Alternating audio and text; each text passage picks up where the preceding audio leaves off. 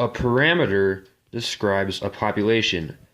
An example of this would be 20% of Americans make, say, $100,000 to $120,000 a year. A statistic would be a sample would describe a sample within this population. So, say you take a sample of 100 Americans and you could find the proportion that make that income. Population proportions. The mean of the population proportion is just going to be equal to the proportion itself. So, if the proportion, say, is 0.2, then the mean of all of the proportions is going to be 0.2 as well.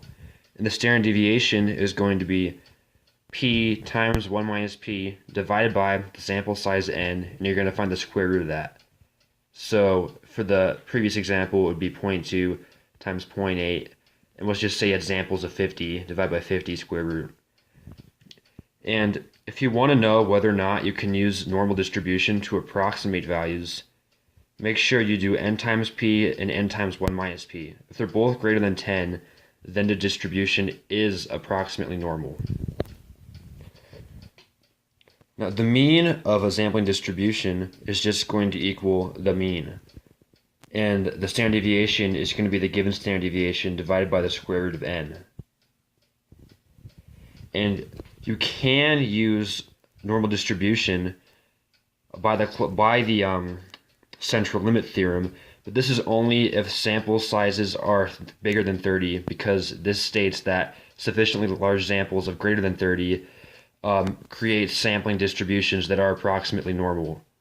So in that circumstance, you could find these two standard deviation and mean values to do a normal distribution, like norm CDF, norm PDF, and all that stuff.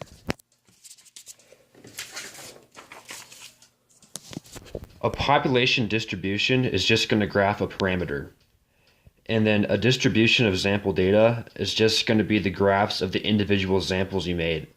And then all the means of these individual samples are going to come together to create the sampling distribution, which is going to be find the values of all samples you take, and it's going to put them all together on the same graph.